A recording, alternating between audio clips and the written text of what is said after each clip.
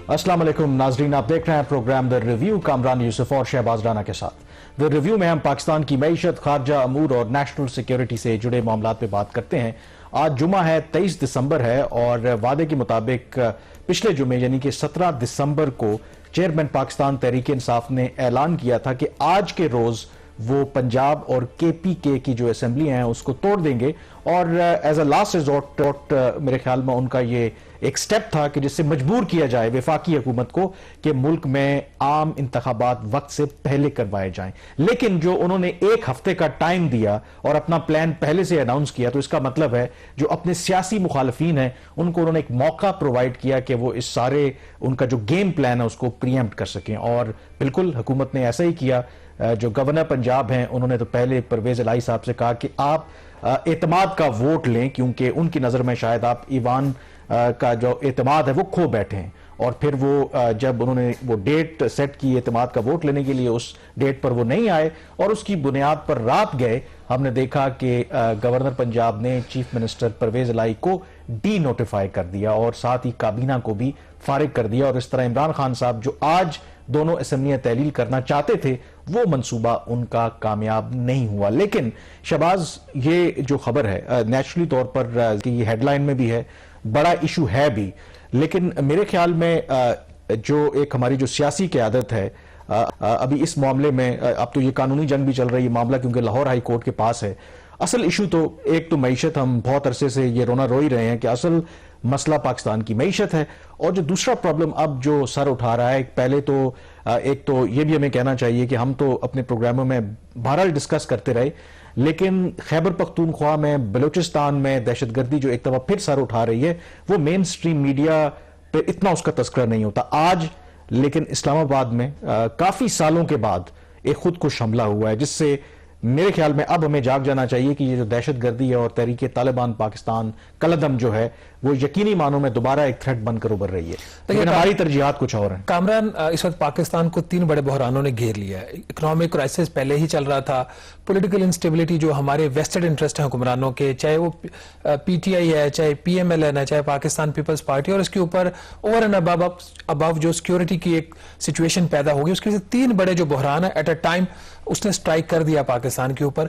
और एक बदकिस्मती की बात है कि हुक्मरान जिनको इन क्राइसिस के साथ डील करना चाहिए वो इनसे डील नहीं कर पा रहे। वो अपने इक्तदार की जंग लड़ रहे हैं। कभी वो लाहौर हाई कोर्ट में लड़ रहे हैं, कभी वो सेनेट में लड़ रहे हैं, कभी नेशनल असेंबली में, कभी पंजाब की प्रोविंशियल असेंबली में।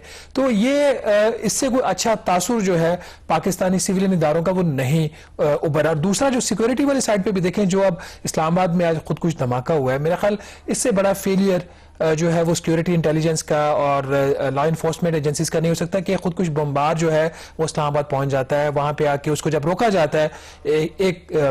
उस वाकये में आपको पता है कि आज कुछ शहादतें भी हुई और कुछ लोग जख्मी भी हुए। हुकूमत ने ऐलान तो किया है कि जो कांस्टेबल उसमें शहीद हुए उनकी फैमिली के लिए एक पैकेज भी उन्होंने अनाउंस कर दिया, जो कि एक अच्छी चीज है। बट सवाल यहाँ पे ये पैदा होता है कि जब बन्नू का वाकया होता है तो हम इस चीज के ऊपर चल पड़ते हैं जी कितने लोग उसमें शहीद हुए और उन्होंने बड़ा अच्छा दिफा किया। बिल्कुल किया। इस्लामाबाद का वाकया होता है उसमें भी ये चीज होती है। सवाल ये पैदा होता है कि ये लोग पहुंचते कैसे हैं। जब ये लोग पहुंच रहे होते हैं तो ये हमारे इदारे किधर सो रहे होते हैं। मेरे ख्याल में इसमें कल एक बड़ा तफसीली हम प्रोग्राम जरूर करेंगे, क्योंकि हमारे पास कुछ एक्सक्लूसिव इंफॉर्मेशन भी है कि इस वक्त जो पै दर पे कलदम तहरीक तालिबान पाकिस्तान की तरफ से जो हमले हो रहे हैं और आखिर ऐसा क्या हुआ कि ये दहशतगर्दी के खिलाफ जंग जो हमने कामयाबी से जीत ली थी। क्योंकि मुझे काफ़ी अरसा हो गया जो वॉर ऑन टेरर हमने कवर की, और एक वक्त ऐसा था कि हर हफ्ते इवन रावलपिंडी इस्लामाबाद में इस तरह के बड़े बड़े वाकयात होते थे और हम इतना इम्यून हो गए थे कि हम शायद एंटिसिपेट कर रहे होते थे।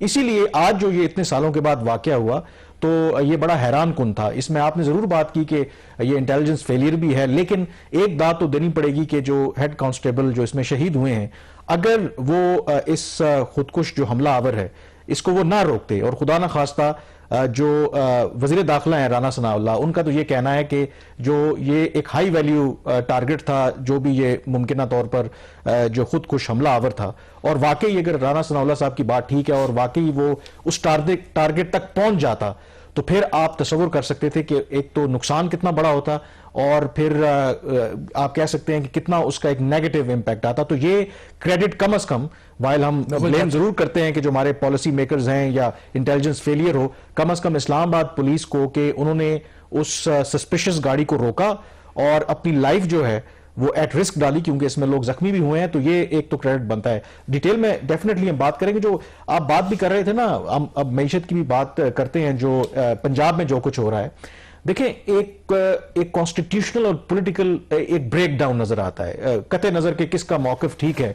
कि देखें, जो रियासतें चलती हैं ना, तो कम से कम किसी एक मिनिमम किस चीज पे जो आप इत्तेफाक करते हैं वो आपका आइन है और कानून है। सम टाइम आइन और कानून का जो फैसला है वो आपके खिलाफ भी जाता है और आपको लगता है कि आपके साथ नाइंसाफी हुई है, लेकिन रियासत को के वजूद को कायम रखने के लिए आप दिल पर पत्थर रखकर वो फैसले मान लेते हैं। पंजाब के अंदर अगर आप देखें, जब से तहरीके अदम एतमाद के जरिए ये पीडीएम की गवर्नमेंट आई है, उसके बाद जो ड्रामा चल रहा है, मतलब एक मजाक हम बन के रह गए हैं। हालांकि हमारी तवज्जो जो है होनी किस पे चाहिए, वही मईशत पर हो, हमारे जो मिलिटेंसी है उसके ऊपर हो, लेकिन अफसोस के साथ इन वे ये गवर्नमेंट की एक स्ट्रेटेजी भी तो हो सकती है ना, कि जो इस वक्त इकोनॉमी की जो सूरत हाल है, इतनी बदतरीन सूरत हाल है। मैं अब ये बात कहने पे आज पहली दफा मजबूर हो गया कि हम दिवालिया हो सकते हैं। इस हद तक हमारे हालात खराब हो चुके हैं, क्योंकि हम दिवालिया होने के करीब जा रहे हैं और इतना जितना शोर पड़ना चाहिए। आपने ये इतना बड़ा एक स्टेटमेंट दिया है, मार्केट में पैनिक भी मेरे ख्याल में फैल सकता है। तो क्या वो बुनियादी मतलब खदोखाल हैं या बुनियादी वजूहात हैं जिसकी बिना पर आप ये समझ रहे हैं कि पाकिस्तान दिवालिया भी हो सकता है? हमारे सियासतदानों को देखें, वो तो सुकून की नींद है, बिल्कुल हर चीज वो नया है कि ऐसा हो रहा है। हर दिन हर हफ्ते एक वजीर आजम साहब जो एक नया नोटिफिकेशन निकालते हैं कि मुआवने खसूसी एडवाइजर पता नहीं कौन कौन नया ओहदा क्रिएट करके वो तो काबीना में एक्सपेंशन कर रहे हैं, नई गाड़ियां आ रही हैं, ब्यूरोक्रेसी जो है। मैं फ्रैंकली बड़ा मुझे ताज्जुब हुआ जब मैं ये सिविल सेक्रेटेरिएट में जाता हूँ। ब्यूरोक्रेट्स जो है वो इन हालात के अंदर भी अपने बैच माफियाज को प्रोटेक्ट कर रहे हैं। इंपॉर्टेंट पोजीशंस के ऊपर आपके पास बंदा नहीं है सही लगाने का। मैं हैरान एक और चीज आज देख के हो गया कल कि डायरेक्टर जनरल डेट जो है, पाकिस्तान का इतना बड़ा इकोनॉमिक क्राइसिस है और डेट उसके अंदर एक फंडामेंटल कोर है। पाकिस्तान में इस वक्त कोई परमानेंट डीजी डेट ही नहीं है। डीजी डेट का कब से वो अपना टेन्योर पूरा करके जा चुके हैं, और जो उन्होंने टेन्योर पूरा किया उसके बाद एज ए कंसल्टेंट आए, फिर वो कमिश्नर एससीसीपी लगे, वजारत खजाना एक डीजी डेट भी नहीं लगा सके। मतलब पता नहीं मुल्क हम कैसे चला रहे हैं और हर तरफ चैन ही चैन है। लेकिन जो कल तीन जो खबरें कल आई और जिसकी वजह से मैं अब सोचने पर मजबूर हो गया हूं कि शायद अब हम दिवालिया होने की तरफ जा रहे हैं। तीन बड़ी खबरें कल नाज़रीन। कल वजीर खजाना इसहाक डार साहब की मुलाकात होती है वर्चुअल नेथन पोर्टर जो आईएमएफ के मिशन चीफ हैं। उसमें दो बड़े इश्यूज जो है वो डिस्कस हुए। एक उसमें था कि एक्सचेंज रेट, जो रुपए की कदर है इस वक्त, वो क्या है और क्या होनी चाहिए। दूसरा उसमें था पावर सेक्टर का जो हमारा क्राइसिस बन चुका है एक और, वो मुलाकात वो आप कह सकते हैं कि वो नाकाम रही। उसमें किसी हतमी नतीजे पर दोनों पार्टीज नहीं पहुंच सकी। तो जो ये प्री टॉक्स का जो इस वक्त एक राउंड चल रहा था वो रुक गया है। अब उसके बाद ही अब दोबारा ये रिवाइव होता है 2 हफ्तों में 3 हफ्तों में, जो क्रिसमस की वहां पे वेकेशन हो रही हैं, उसके बाद पता चलेगा कि आईएमएफ की टॉक्स किस तरफ जा रही है। दूसरी पूरी खबर जो थी, जो स्टेट बैंक ऑफ पाकिस्तान ने अपने गैर मुल्की ज़र मुबादला ज़खायर जो है उसका नंबर अनाउंस किया, $6.1 अरब, तकरीबन 9 साल की ये कम तरीन जो सतह उसी पे रह रहा है। पिछले हफ्ते से $6.7 अरब था, उसमें और कोई $584 मिलियन कम हो गया। तीसरी जो खबर थी, जो स्टैंडर्ड एंड पुअर्स जो क्रेडिट रेटिंग एजेंसी है, जो सॉवरेन डेट होता है किसी भी मुल्क का, उसको वो रेट करती है, उसने पाकिस्तान को फर्दर डाउनग्रेड कर दिया। अब हम जंग बॉन्ड पे बाकी 2 एजेंसीज भी हमें कर चुकी थी, एसएनपीज ने भी कर दिया। और जब वो खबर वो डिस्कस होनी थी वजारत खजाना में और एसएनपीज के लोगों में एक वर्चुअल उनकी एक मीटिंग थी, तो वहां पे वजारत खजाना सोच रही थी कि मीटिंग अटेंड करें ना करें, उन्होंने तो डाउनग्रेड कर दिया है, उनसे क्या बात करनी है। ये जो एक आपका एक पैनिक जहां पे होना चाहिए नहीं हो रहा, और ये इस तरह की जब खबरें आए और जो नाकामियां हुकूमत को फेस करना पड़ रही हैं, तो फिर आप सोचने पे मजबूर हो जाते हैं क्या पाकिस्तान वाकई दिवालिया हो जाएगा। $6 अरब के रिजर्व्स हैं 21 दिसंबर 2022 तक, और हमने पाकिस्तान ने अगले 3 माह में जो अदायगियां करनी है वो ग्रॉस अदायगियां $8.5 अरब की हैं। उसमें $2 अरब चीन का भी माइनस कर दें, शायद रोल ओवर हो जाए। $2 अरब यूए का माइनस कर दें, वो भी शायद रोल ओवर हो जाए। $4.5 अरब हमने फिर भी वापस करना है। रिजर्व है $6 अरब का। अमरान, ये ब्रीफ मैंने भी आपको बताया। मैं इसीलिए कह रहा था कि थोड़ा सा आप ब्रेक ले लें, क्योंकि एक ही सांस में आपने इतनी सारी बुरी पाकिस्तानी अवाम को बताई हैं, और वही कि जो हमारे सियासतदान हैं उनको शायद इस बात का अदराक है ही नहीं। क्योंकि शायद ये भी बात ठीक है कि जो हमारे सियासतदान हैं, ये जो इलीट है उनके पास इतने शायद वसाइल हैं कि उनकी सेहत पर कोई असर ना पड़े, लेकिन आम आदमी और पाकिस्तान को तो बहुत ज्यादा नुकसान होगा। यहां पे ब्रेक लेते हैं, जब तक आप ये एब्जॉर्ब करें, ये जो शहबाज ने आपके साथ मजबूरी है हमारी क्योंकि फैक्ट्स हैं, ये हम आपको बता रहे हैं, और ब्रेक के बाद बताएंगे आपको कि वो क्या बुनियादी वजूहात है जिसकी वजह से जो IMF के साथ हमारा जो प्रोग्राम है वो अभी तक बहाल नहीं हो पा रहा, और इस प्रोग्राम बहाल ना होने की वजह से हमारे दिवालिया होने के जो खदशात हैं वो बढ़ रहे हैं। ब्रेक के बाद इस पर बात करेंगे।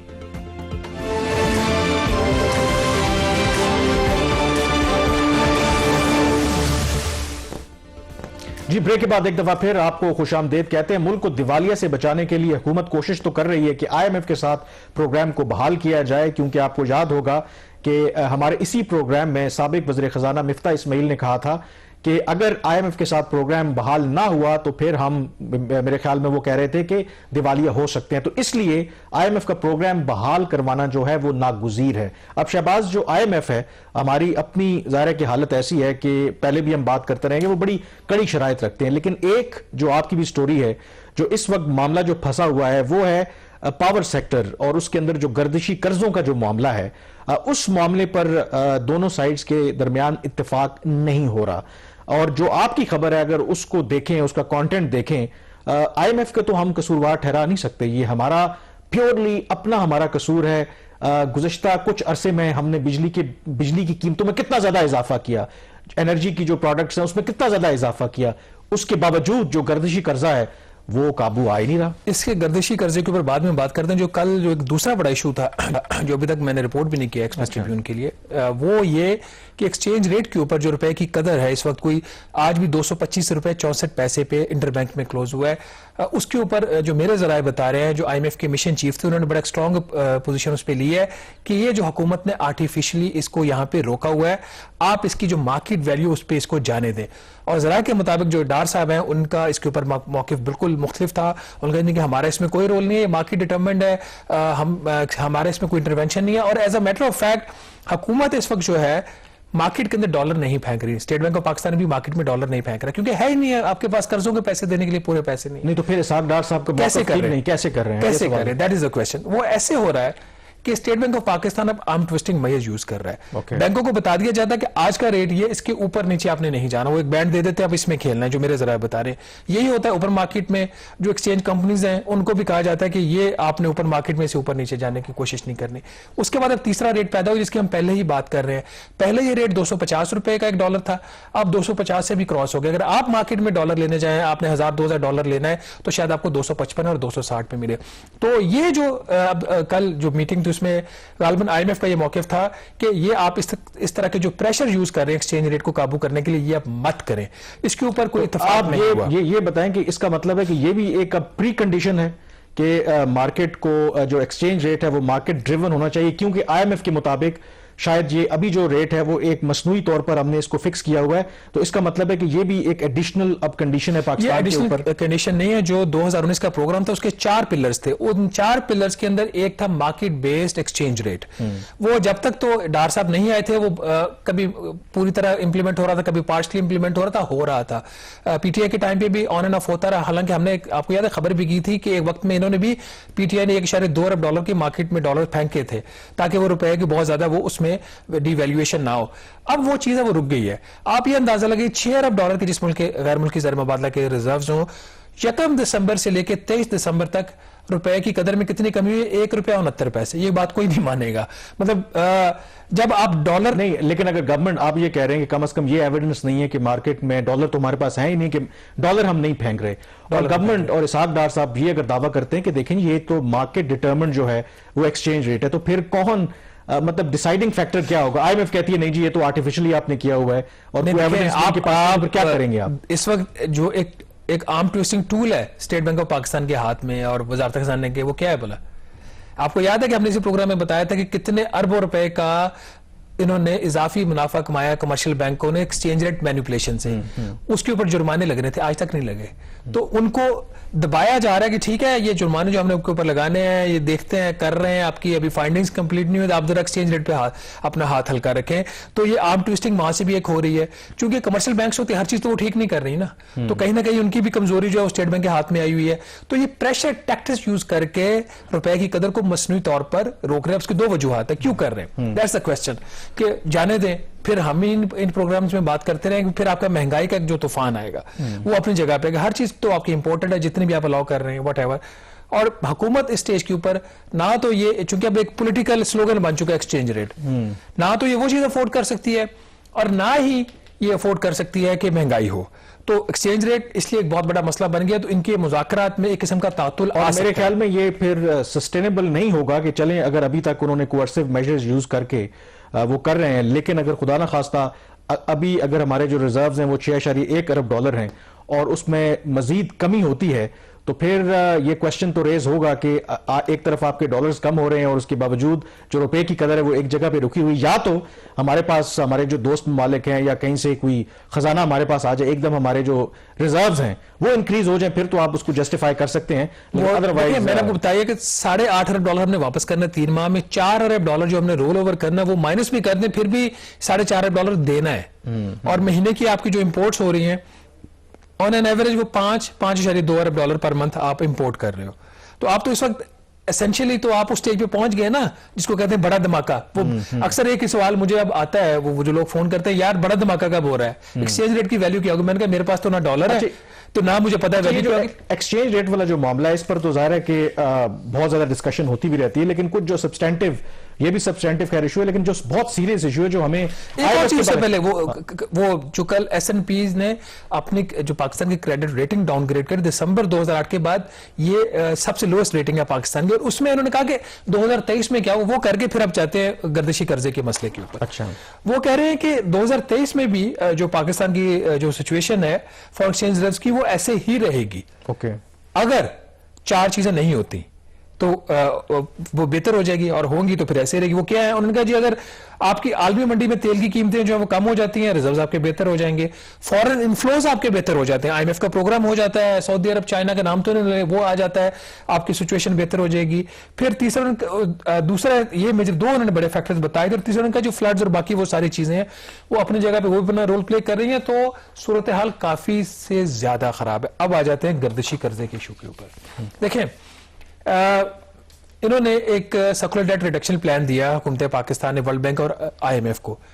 उसके तहत इनका प्लान ये था कि इस साल में जो गर्दिशी कर्जा है उसमें ये कमी लाएंगे, जो तकरीबन 2300 से 2400 अरब रुपए। नंबर ये सही नहीं होता, सुबह को पावर डिवीजन और नंबर दे रहा होता है, शाम को और दे रहा होता है, और रिपोर्ट की तरह कॉन्फिडेंशियल रखने की कोशिश करते हैं, किसी को पता ही ना चले कि गर्दिशी कर्जा क्या हो रहा है। PTA के टाइम पे एक क्रेडिट असद उमर को जाता है कि हर महीने वो मिनिस्ट्री ऑफ एनर्जी से सर्कुलर डेट की मंथली प्रोग्रेस रिपोर्ट लेते थे, और वो रिपोर्ट जो होती थी वो पब्लिक करते थे ताकि लोगों को पता चले कि चीजें कहां पे खड़ी हुई हैं। अब इन्होंने चूंकि परफॉर्मेंस तो दिखा नहीं सकते, अब एक इंकशाफ ये हुआ है कि पहले 3 माह में जो सर्कुलर डेट का प्लान इन्होंने IMF से एग्री किया था उसके अगेंस्ट तकरीबन 400 अरब रुपया इजाफी सर्कुलर डेट में ऐड हुआ। मुख्तलिफ उसकी रीजंस हैं, वो भी हम बताते हैं। फिर जब ये चीज आती है और उनका जी एनुअल इसको कर रहे हैं, आप असेस करें, तो एनुअली इनका ये ख्याल है कि 700 अरब रुपए से लेके 800 अरब रुपया इजाफी होगा, उससे हटकर जो हमने प्लान तय किया सर्कुलर डेट का उसमें ऐड होगा अगर ये चीजें हम नहीं करते बिजनेस एज यूजुअल के केस में। वजारत खजाना के कहने के ऊपर फिर पावर डिवीजन एक एक्सरसाइज करती है कि अगर अब ये हो गया सर्कुलर डेट खड़ा तो इसका क्या करना क्या है आपने। हम उसकी डिटेल्स बाद में बता देंगे, पहले वो ऑप्शंस पे बात कर लेते हैं कि उन्होंने ऑप्शंस क्या दी, इसको कैसे हमने हल करना चाहिए। उन्होंने Kamran 3 options the power division ने। नंबर 1, ये जो 700 अरब रुपए का इंपैक्ट आ गया है, इसको अगर आपने खत्म करना है बिजली की कीमतें बढ़ा के, तो 31 रुपए 60 पैसे फी यूनिट आप एक इलेक्ट्रिसिटी सरचार्ज लगा दें सिर्फ 5 सेक्टर्स के ऊपर जिसमें घरेलू सार्फिन शामिल है, वो निकाल के बाकी। उसकी वजह से इनके जो एस्टिमेट थे 94 रुपए फी यूनिट बिजली की कीमत हो जानी थी एक आम दुकानदार के लिए, और जो सनतकार है उसके लिए उसकी कीमत हो जानी थी 78 रुपए फी यूनिट। ये आप ऑप्शन है, जारी बात है ये काबिल अमल तो नहीं हो सकती। दूसरी ऑप्शन ये है कि आप तमाम जो सार्फिन है जिसमें घरेलू सार्फिन भी शामिल है उसके ऊपर 12 रुपए 59 पैसे फी यूनिट आप एक और सरचार्ज लगा दें। अब वो ऑप्शन भी बड़ी डिफिकल्ट है। फिर उन्हें तीसरी ऑप्शन दे दी कि जी एक कम से कम और कुछ नहीं तो आप कोई 2 रुपए रफली आप जो है 2 रुपए 30 पैसे की करीब फी यूनिट आप लगा दें और साथ 500 अरब रुपए की सब्सिडी दे दें। ये चीज भी नहीं हो सकती थी क्योंकि IMF का सब्सिडी के ऊपर इतराज है। इसके ऊपर जब हमने खबर की तो हुकूमत थोड़ी सी जागी, हिली। उनके नहीं ये खबर मीडिया में कैसे आ गई? मिनिस्ट्री ऑफ एनर्जी ने उस पर रिएक्ट किया कि नहीं, ये हमने वजारत खजाना के कहने के ऊपर ये एक प्लान हमने जरूर बनाया था, लेकिन जो पावर डिवीजन के मिनिस्टर हैं खुर्रम दस्तगीर साहब, उन्होंने शेल्फ कर दिया। साथ उन्होंने एक जुमला डाल दिया अपने ट्वीट में कि वो ये मिसलीडिंग खबरें, ये इंटरनल डॉक्यूमेंट था। अब डॉक्यूमेंट इंटरनल है या पब्लिक है, एक चीज तो काम कर रही है ना। ये चीजें नहीं हुई। उसके बाद ये जो कल की मीटिंग हुई थी इनकी IMF के साथ, उसमें एक और प्लान लेके जाते हैं। ये कह रहे हैं कि ये जो अभी तक तकरीबन जो हमने अभी बताया 400 अरब था इनका सर्कुलर डेट में इजाफा इन्होंने हो गया है 3 माह में। अब जो रिवाइज एस्टिमेट्स इनके अक्टूबर तक के आ रहे हैं, वो जो 400 अरब था रफली, वो अब 500 से 510 अरब रुपए तक ऑलरेडी पहुंच चुका है। और IMF ये कह रहा है कि जब तक ये डेविएशन का आप हमें हल नहीं बताते, आपसे बात आगे नहीं हो सकती। अच्छा, अब ये वो एक और मसला इनका खड़ा हो गया। उसके लिए इन्होंने प्लान इनके साथ शेयर किया, जी हम कुछ सरचार्जेस लगाएंगे, कुछ हम इसमें जो है एडवांस क्वार्टरली टैरिफ एडजस्टमेंट्स करेंगे, कुछ सब्सिडीज को इंप्रूव करेंगे, कुछ कराची के साथ इनका जो कराची के इलेक्ट्रिक है उसके साथ पावर परचेज एग्रीमेंट वो पेंडिंग पड़ा हुआ है, उसको हम एड्रेस करेंगे। तो वो जब वो सारे काम कर लेंगे तो फिर वो इस हद तक बिजली की कीमत में इजाफे की जरूरत नहीं पड़ेगी। लेकिन हम यहां तक पहुंचे कैसे, इसके ऊपर मेरे ख्याल ब्रेक के बाद ब्रेक के बाद बात करेंगे, क्योंकि ये ऐसा मसला है कि कई सालों से चलता रहा है। हर गवर्नमेंट वादा करती रही कि इस गर्दिशी कर्जे को कम करेगी, बल्कि खत्म करेगी, लेकिन जो नई गवर्नमेंट आई उसने पिछली गवर्नमेंट से ज्यादा गर्दिशी कर्जों में इजाफा किया। ब्रेक के बाद मजीद इस मौजू पर डिस्कशन जारी रहेगी।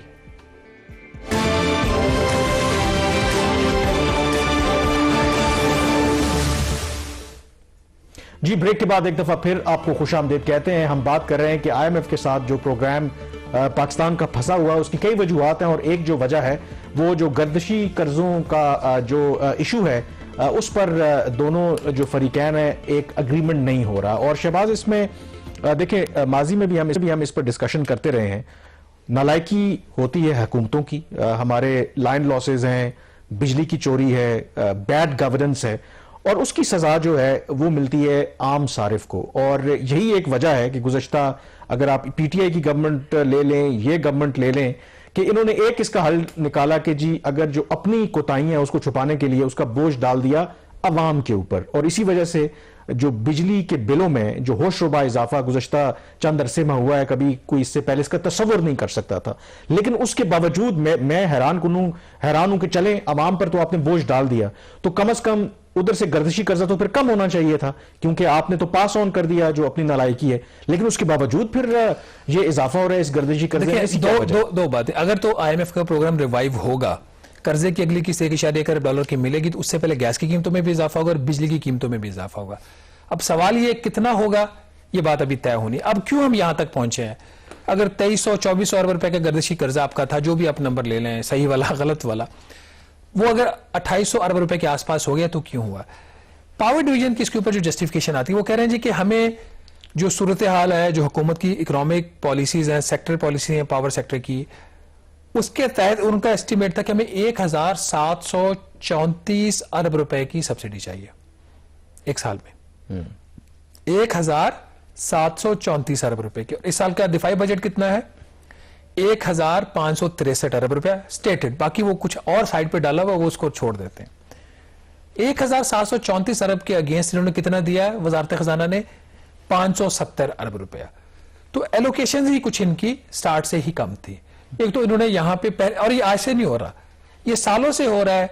पावर डिवीजन कुछ एस्टिमेट करता है सब्सिडी का इम्पैक्ट का, वजारत खजाना कुछ देती है, आखिर में एक्सेस होता है। अगर IMF के प्रोग्राम में है तो फिर इनको डंडा पड़ता है। सब्सिडी की आप बात कर रहे हैं, इतने अरबों रुपए की सब्सिडी कहां जा रही है? क्योंकि हमें यह पता है कि IMF के प्रोग्राम की वजह से कम अज कम जो घरेलू सार्फिन है उनकी जो सब्सिडी है उस पर वो तो बदतदरीज जो है वो कम होती रही है। और अब तो मेरे ख्याल में जो घरेलू सार्फिन को वो कितनी हम सब्सिडी देते हैं, तो ये पैसा सब्सिडी अभी भी जा रही है, पहले से कम जा रही है। मतलब इनका जो एस्टीमेट उस वक्त था, जून में इन्होंने किया था पावर डिवीजन ने, कि 544 अरब रुपया आपको सब्सिडी सिर्फ इसलिए चाहिए कि जो आपने आपने जो टैरिफ नेपरा डिटरमिन करता है, जो हुकूमत चार्ज करती, उसमें जो फर्क था 544 अरब उसका था, और उसके अगेंस्ट ने उसको 225 अरब दिया।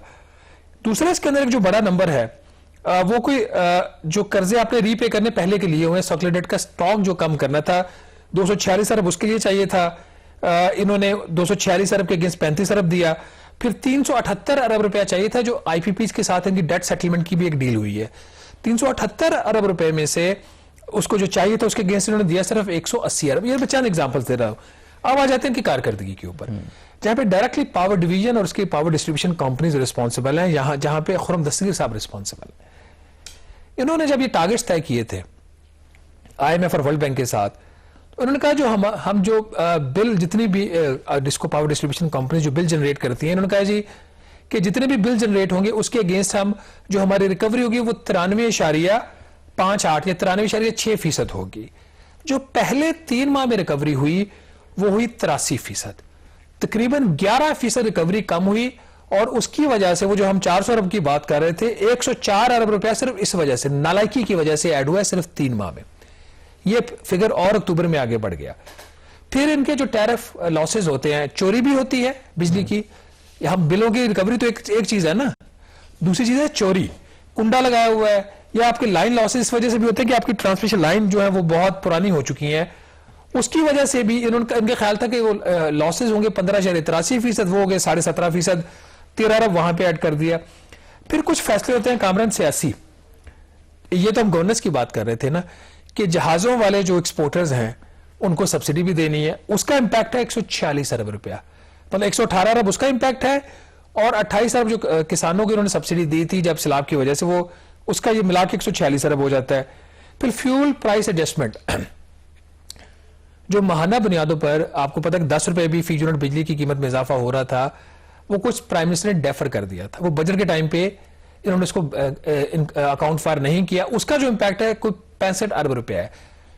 उस वक्त उन्होंने वेव किया था, वजारत खजाना का था ये वेव नहीं होगा, ये डेफर होगा, क्योंकि लंदन ये कह रहा था कि इसको डेफर करें, उसका 65 अरब का इंपैक्ट है। इसी तरह की कामरान और बहुत सारी चीजें हैं। तो ये वो सारे इश्यूज हैं जिसकी वजह से आज सर्कुलर डेट आपका तकरीबन 2800 अरब रुपए के करीब पहुंच चुका है। सेक्टर की परफॉर्मेंस है वो दिन ब दिन नीचे जा रही है। पावर डिवीजन का ये दावा है, कितना सच है कितना नहीं, ये दिसंबर के जब नंबर आएंगे तो पता चलेगा कि जो रिकवरीज थी 83%, ये बेहतर होकर 90% हो गई नवंबर के एंड पे। इसी तरह जो लॉसेस थे वो भी कम हो गए, और जो कुछ सब्सिडीज हैं एक्सपोर्टर्स के लिए जो बजटेड नहीं है, वो कहीं और पे इनका एक फंड पड़ा हुआ था क्लाइमेटीज वाला, वहां से कुछ पैसा निकाल के दे दिया जाएगा। तो इस तरीके से इनके ख्याल में अगर बिजली की कीमत में इजाफा करना भी पड़ा, जो इन्होंने कल आईएमएफ को भी बताया कि 2-2.5 रुपए से ज्यादा नहीं बनेगा, लेकिन इनके कहने में और इनके करने में और एक्चुअल चीज जब वो नंबर्स में आती है तो उसमें बहुत फर्क होता है। तो लेट्स सी आगे ये बात कैसे चलती है। और गिवन के जो ट्रैक रिकॉर्ड जो कारकर्दगी है, तो उसको देखते हुए तो आगे मुस्तकबिल में जो हालात हैं वो कुछ बेहतर दिखाई नहीं दे रहे। यहाँ पे ब्रेक लेंगे, ब्रेक के बाद तस्करा करेंगे कि हाल ही में वज़ीर ख़ारजा बिलावल भुट्टो ज़रदारी ने अमेरिका का दौरा किया और वहां पर उन्होंने एक बयान दिया जिसकी वजह से वैसे ही पाकिस्तान और भारत के ताल्लुकात उतने अच्छे हैं ही नहीं, उसमें मजीद तनाव आया। वो बयान क्या था और क्या वज़ीर ख़ारजा को ऐसे अल्फाज का इस्तेमाल करना चाहिए था, ब्रेक के बाद इस पर बात करेंगे।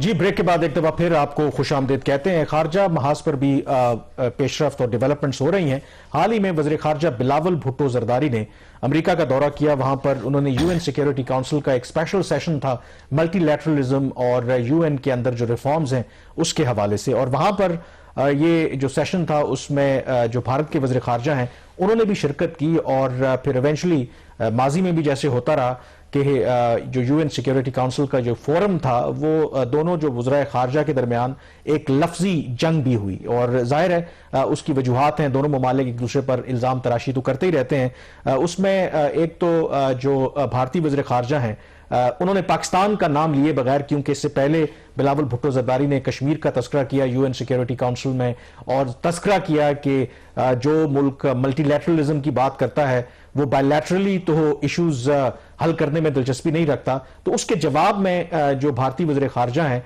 उन्होंने एज यूजुअल जो भारत का एक बयानिया है कि उन्होंने पाकिस्तान का नाम लिए बगैर उन्होंने ये कहा कि एक ऐसा मुल्क जहां पर उसामा बिन लादेन पाया गया, जो दहशतगर्दी का उनके बकौल मरकज है, वो दूसरों को मल्टीलैटरलिज्म के ऊपर लेक्चर दे, तो वो अच्छा नहीं लगता। अब इसके जवाब में जो बिलावल भुट्टो जरदारी ने एक बयान दिया, उसके बाद उन्होंने एक प्रेस कॉन्फ्रेंस की, उसके बाद एक आप कह सकते हैं कि एक भूचाल आ गया, खास करके भारत के अंदर। वो बयान क्या था, आइए सुनते हैं।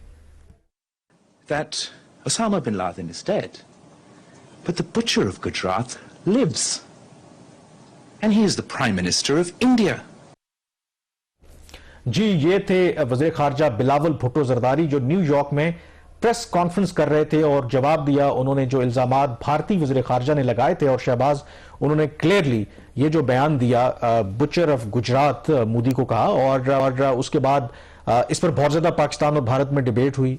और भारत के अंदर तो इवन के जो बीजेपी के अरकान हैं, उन्होंने पाकिस्तान का जो सफारत खाना है उधर उन्होंने मुजाहरे भी किए, और उसके अलावा वहां पर उनके एक रुकन है, उन्होंने एक हेड मनी भी रख थी वज़ीर ख़ारजा के ऊपर। अब इसमें जो इंटरेस्टिंग पहलू है, डिबेट ये हो रही है कि क्या वज़ीर ख़ारजा को ये बयान देना चाहिए था या इस तरह के अल्फाज का चुनाव करना चाहिए। किसने किया है? स्टार्ट तो फिर भारत के वज़ीर ख़ारजा ने, पहले अटैक उनकी तरफ से आया ना इसके ऊपर। नहीं, दोनों तरफ से, अतराफ से चल रहा था, क्योंकि पहला और हम तो यूजुअली कश्मीर के ऊपर डेफिनेटली यूएन सिक्योरिटी काउंसिल आप जाएंगे, कश्मीर के ऊपर बात करेंगे। उससे पहले आपको पता है कि वज़ीर दाखिला ने, हिना रब्बानी खर ने, हमने भारत के ऊपर जो एक नया डोसियर भी तैयार किया और कहा जी कि जो जौहर टाउन में जो दहशतगर्दी का वाकया हुआ था, और इससे के अलावा कई ऐसे वाकयात जिसमें भारत की खुफिया एजेंसी रॉ मुलव्वस है, तो उसका उन्होंने वहां पे जवाब दिया।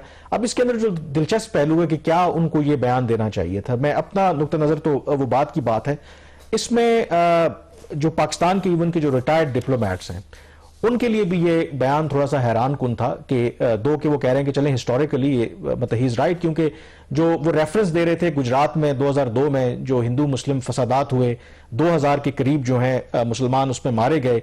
गुजरात में उस वक्त मोदी जो हैं वो वज़ीर आला थे, और वो एज अ साइलेंट स्पेक्टेटर वो कहते हैं कि उस वक्त उन्होंने किरदार अदा किया, या जो सिक्योरिटी फोर्सेज और पुलिस को कुछ कहा नहीं है जिससे अपनी जान नहीं चुरा सकते, और उनका किरदार है उसके। लेकिन बतौर वज़ीर ख़ारजा सवाल यह था कि क्या उनको इस तरह के अल्फाज का चुनाव करना चाहिए था, या वो इस बेहतर तरीके से भी जो जयशंकर हैं उनके सवालात का या इल्जामात का जवाब दे सकते थे। अब इसमें इवन के जो अब्दुल बासित जो पाकिस्तान के सफीर रहे हैं भारत के अंदर, और एक हार्ड लाइन तस्वर किए जाते हैं अगर भारत पर पॉलिसी की बात करें, इवन उन्होंने भी ये कहा कि उनके ख्याल में ये अप्रोप्रिएट नहीं था, जो कम अज कम जो उनके ख्याल में जो इस तरह की आम ओहदों पर लोग जो फायज होते हैं, वो वज़ीर आला हो, वज़ीर ख़ारजा हो, वज़ीर आज़म हो, सदर हो, उनको इस तरह के पर्सनल जो अटैक हैं वो नहीं करने चाहिए थे। वो हाँ, अगर करनी भी है तो आप किसी और को कह सकते हैं, आपने करना है, खुद वो ना करें। अब ये तो रिटायर्ड डिप्लोमैट्स हैं। अब दफ्तर ख़ारजा से मैंने जानने की कोशिश की, जो मेरे ज़राए हैं, तो वो इस बयान को कैसे देखते हैं। तो उनका जो नुक्ता नज़र है वो भी अब्दुल बासित साहब से मिलता जुलता था। उनके ख्याल में उन्होंने कम से कम ये कहा कि ये दफ्तर ख़ारजा की कम से कम तो एडवाइस नहीं थी, क्योंकि एज अ डिप्लोमैट वो सिफारतकारी में इस तरह की बात का कभी भी उनको एडवाइस नहीं करेंगे वज़ीर ख़ारजा को। शायद ऑफ द कफ या किसी और के कहने पे, या होता है स्पॉन्टेनियस उन्होंने रिएक्शन दे दिया है। लेकिन उसके अंदर डिबेट यही हो रही है कि जब हम ब्रेक से पहले जिक्र कर रहे थे, हमारे मौशी चैलेंजेस देख लें, हमारे सिक्योरिटी के एतबार से चैलेंजेस देख लें, सियासी तौर पर हमारी इस वक्त क्या सिचुएशन है, तो भारत के साथ जैसे भी हमारे ताल्लुकात हों, तो क्या ये अप्रोप्रिएट है कि हम बिला वजह एक नया फ्रंट खोलें। लेकिन भारत के साथ हम कुछ कर सकें या ना कर सकें, लगता है ये पंजाब हमें लेके बैठ गया है। हाँ। सबसे बड़ा सूबा है, 3 वज़रा आला अब तक आ चुके हैं इस असेंबली की जो टर्म, और ये वही सियासत वहां पे रिपीट हो रही है जो 90s में होती थी। आपको सरदार आरिफ ने कई होते थे, फिर वो कोई एक वजीर आला आ रहा है, दूसरा जा रहा है। अभी भी कोर्ट में उसको एक जो उनको एक काइंड ऑफ इंटरिम अगर रिलीफ मिल गया है, ये सिलसिला बेखल वहां पे जहां से हमारा आज प्रोग्राम भी शुरू होता है, मरल खत्म उसी पे करते हैं। हमने कुछ और भी बातें करनी है, फॉरेन पॉलिसी को कल पे कर लेते हैं। लेकिन पंजाब, मेरा बॉटम लाइन ये होगी कि वजीर आला परवेज लाई रहते हैं, नहीं रहते, दोबारा 4 दिन में या 7 दिन में इत्मीनान का वोट लेते हैं, नहीं लेते, असेंबली तोड़ते हैं, नहीं तोड़ते, ये चीज नेशनल मीडिया पे इसलिए हावी नहीं होने चाहिए कि याद रहे कि हम डिफॉल्ट की तरफ बढ़ रहे हैं। बिल्कुल, ये बात आपकी बिल्कुल ठीक है। और आई थिंक जो इंपॉर्टेंट बात है कि इस वक्त अगेन मेरे ख्याल में ये ताकत की लड़ाई है, पावर की लड़ाई तो हम लड़ रहे हैं, और सबसे बड़ी बात है कि जैसे शुरू में भी मैंने कहा कि एक लगता है कि जो एक कॉन्स्टिट्यूशनल और एक पॉलिटिकल ब्रेकडाउन है। आप देखें कि गुज़श्ता चंद सालों में जो भी एक सियासी नौयत का मामला हो, एक आईनी नौयत का मामला हो, वो अदालतों में ही जाके सेटल हुआ है। तो हमारे जो सियासी नुमाइंदे हैं, देखें इख्तलाफात आपकी अपनी जगह पे, लेकिन कुछ ऐसे मामलात हैं जहां पर आप उनको सियासी तरीके से ही आपको हल करना चाहिए। आप हर मामले को अगर अदालतों में लेके जाएंगे तो फिर यकीनी तौर पर जो आम लोग हैं या बाकी लोग हैं जो क्रिटिकल हैं, जो पाकिस्तान में जिस तरह की जमहूरियत चलती है, वो सवाल तो कामरान, अगर देखिए बात ये है कि ये तमाशा जो है ये कब तक चलेगा? मतलब ये मामला कोर्ट में कौन लेके जाता है?